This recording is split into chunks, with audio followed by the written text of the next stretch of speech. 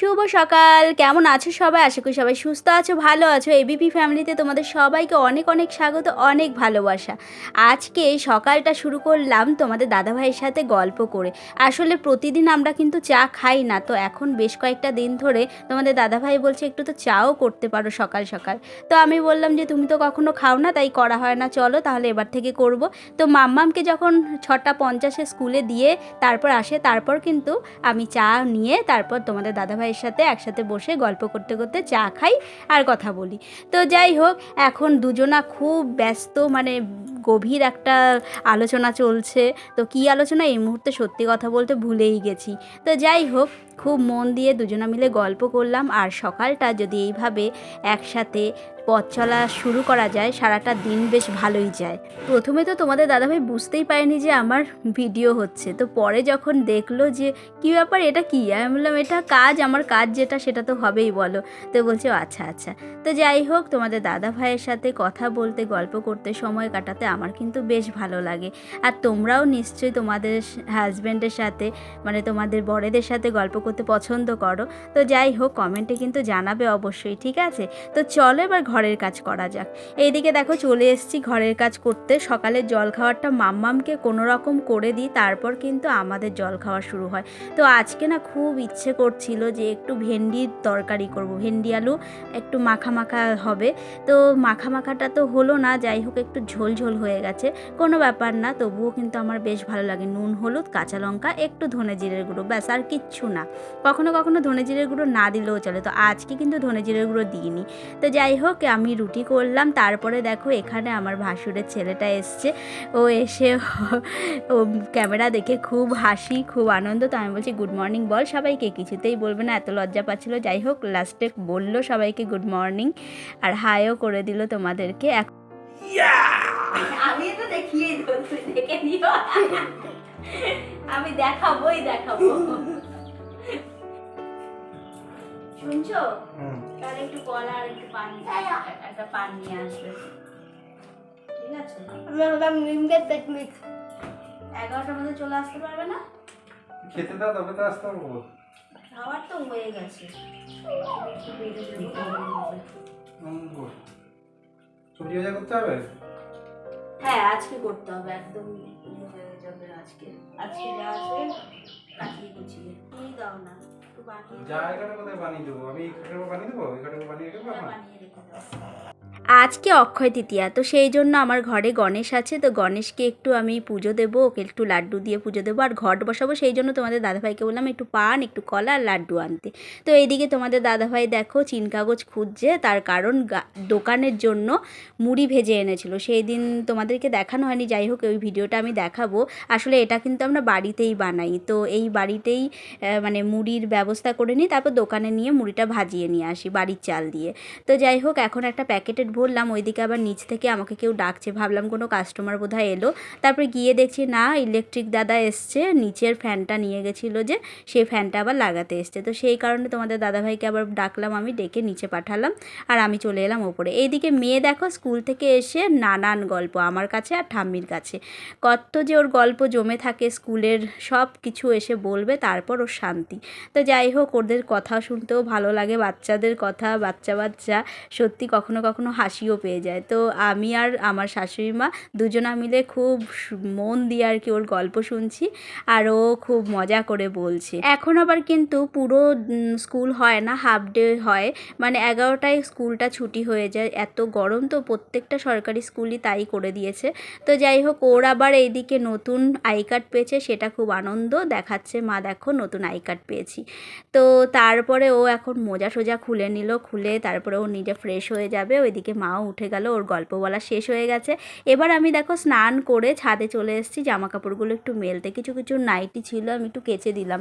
স্নানের সময় কখনো কখনো কেচে দিলে বেশ তাড়াতাড়ি হয়ে যায়, তা না হলে আবার জমে যায় অনেক।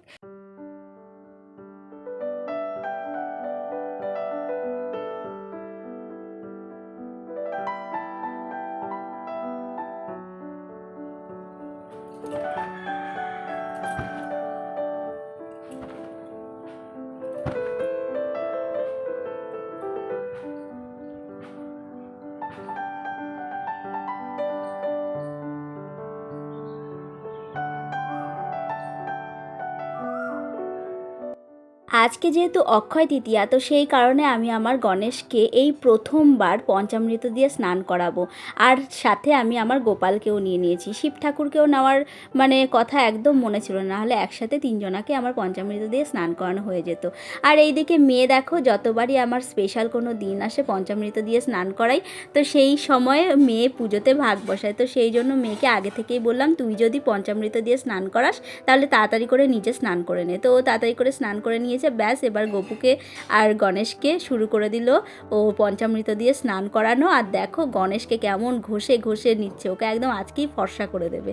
আর গপু সোনা তো আমার ফর্সা আছেই, ও তো একদমই পরিষ্কার আছে, ওকেও তবুও ওরও গাটা কালো হয়ে গেছে, পঞ্চামৃত দিয়ে স্নান করালে বেশ সুন্দর কিন্তু ওদের গাটা চকচকে হয়। তো এবার দেখো আমারও মন মানছে না, আমিও ভাবলাম চলো আমিও একটু পঞ্চামৃত দিয়ে স্নান করাই গণেশকে আর গোপালকে।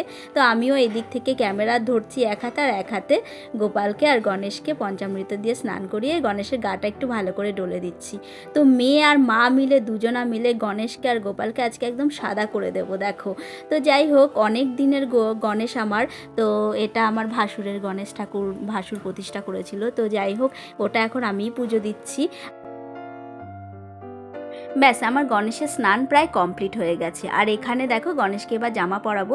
এদিকে তোমাদের দাদাভাইকে দোকানদার এত বোকা বানিয়ে দিয়েছে, দেখো ওই যে ঘাগরাটা, ওই ঘাগরাটা কিন্তু ওড়নাটাই দেয়নি, বলছে এইরকমই নাকি, আসলে ওড়নাটা বোধহয় হারিয়ে গেছে দোকানে, তো ওই জন্য উনি এটাই গছিয়ে দিয়েছে। ব্যাস তোমাদের দাদাভাইও নিয়ে চলে এসছে।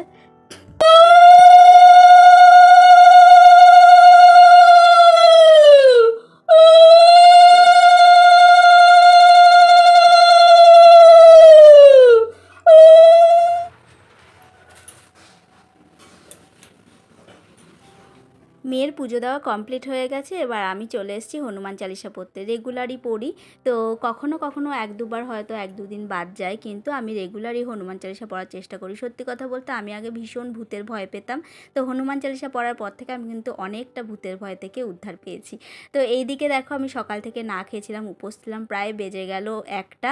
তো এখন আমি দুখানা রুটি খাবো, বেশি খাবো না, কারণ দুপুরে তো আর খেতেই পারবো না, আর এখন বেশি খেলে যদি শরীরে কষ্ট হয় সেই কারণে। তবে এই দুটো রুটি খেয়ে তো আর আমার সারাদিন চলবে না, আমি ওই 4টের দিকে একটু ভাতও খেয়ে নেব। ভাত তো আমার প্রিয় খাবার, বাঙালিদের ভাত প্রিয়, এটা তো সবাই জানে। তো যাই হোক, আমি এবার চলে এসেছি। দেখো ভেন্ডি আলুর তরকারিটা দেখতে ওরকম লাগছে, কিন্তু খেতে ভীষণ সুস্বাদু, আমি খুব পছন্দ করি গো। আমার অত আহামরি খাবারের দরকার নেই, আমার এরকম নর্মাল খাওয়ার, এভাবেই যেন আমরা মানে খেয়ে পড়ে বেঁচে থাকতে পারি, আর একটু যেন আমাদের সন্তানকে মানুষ করতে পারি, ব্যাস আর কিছু চাই না, জানো তো। এখন না খুব নেটওয়ার্কের প্রবলেম হচ্ছে, যার জন্য ভিডিও আপলোড করতে খুব অসুবিধা হচ্ছে, এত দেরি হচ্ছে। সবাই বলছে 5G যেহেতু চলে এসছে, এই জন্য নাকি কোম্পানি ইচ্ছে করে 4Gতে এরকম নেটওয়ার্ক প্রবলেম দেখাচ্ছে, যেন 5G সবাই নেয়। আমি কি করে নেব বলো, আমার সবে মাত্র EMI শোধ করলাম এই ফোনটার, এবার আবার যদি আমাকে নিতে হয় আমার আর সব পক্ষে সম্ভব না। আমার মানে বলে বোঝাতে পারবো না তোমাদের, আমার এত অসুবিধা, জানি না কবে আমি সফলতা পাবো, কবে ঠাকুর আমার দিকে তাকাবে। একটু তোমরা আমাকে ভালোবাসা দাও, সাপোর্ট করো। আর এইদিকে দেখো আমার মেয়ে আজকে কত টেস্টি করে খাচ্ছে, এটা কি খাচ্ছে যেন, চা খাচ্ছে, দুধ চা। তো মেয়ে নিজে ওর পাপাকে চা বানিয়ে দিয়েছে, ওর পাপাও ছিল সাথে যদিও। তো চা বানিয়ে দিয়ে এখন দুজনা মিলে চা খাচ্ছে আর বাহা দেখছে, আমাকে কিন্তু দেয়নি জানো। আসলে সত্যি কথা বলতে আমিও লিকার চা খেতে চাই, দুধ চা খেতে চাই না, ওই জন্য আমাকে অত বলেনি। তবুও আমার দেখে মনটা খুব খারাপ লেগেছে, আমি বলছিলাম হ্যাঁ রে, আমাকে একটুখানি বললি না যে মা খাবে কি না। তো যাই হোক, দুজনা মিলেই হাসাহাসি করলো। এখন দুজনা মিলে খাচ্ছে আর বাহা সিরিয়াল দেখছে। বাহা সিরিয়াল তোমাদের দাদাভাইয়ের এত পছন্দের যে কি বলবো, ওটা না দেখলে মানে বোধহয় পেটের ভাত হজমই হবে না।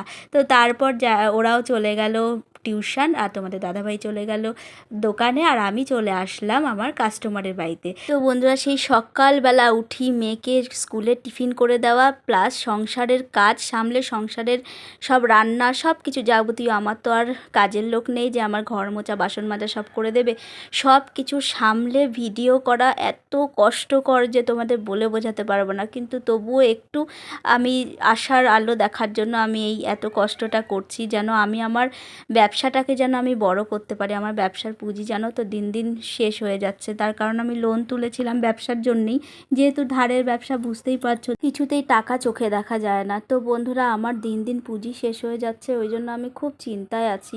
প্লিজ তোমরা একটু আমাকে সাপোর্ট করো। আমি সফল হতে পারবো না বলো? আমি কি আমার ইচ্ছেটা পূরণ করতে পারবো না? আমার ব্যবসাটাকে বড় করতে পারবো না? আমি কি আমার স্বামীর পাশে দাঁড়াতে পারবো না? প্লিজ বন্ধুরা তোমরা একটু সাপোর্ট করো। আমার একদম সাবস্ক্রাইব করছো না তোমরা কেউ। তোমরা সবাই আসছো দেখছো কিন্তু সাবস্ক্রাইব করছো না, লাইক করছো না। তোমাদের হয়তো ভালো লাগছে না, কিন্তু আমি কি করব বলো? কিভাবে করলে তোমাদের ভালো লাগবে একটু তোমরা বলো। আমাকে একটু কমেন্ট করে জানিও, আমি চেষ্টা করব ওইভাবে করার। প্লিজ বন্ধুরা তোমাদের কাছে আমি রিকোয়েস্ট করছি তোমরা একটু আমার হেল্প করো, একটু আমাকে সাপোর্ট করো। তোমরা এবিপি ফ্যামিলিতে যারা যারা নতুন আসছো অবশ্যই আমার চ্যানেলটি সাবস্ক্রাইব করে দাও। আমার একদম সাবস্ক্রাইব বাড়ছে না। আর প্লিজ ভালো লাগলে ভিডিও লাইক শেয়ার কমেন্ট করে দিও। তো বন্ধুরা আজকের জন্য ভিডিও এখানেই শেষ করছি, কালকে আবার নতুন একটা ভিডিও নিয়ে আসবো। বন্ধুরা সুস্থ থেকো, ভালো থেকো, হ্যাপি থেকো। বড়দের প্রণাম আর ছোটদের অনেক ভালোবাসা জানিয়ে আমার ভিডিওটা আমি এখানেই শেষ করছি।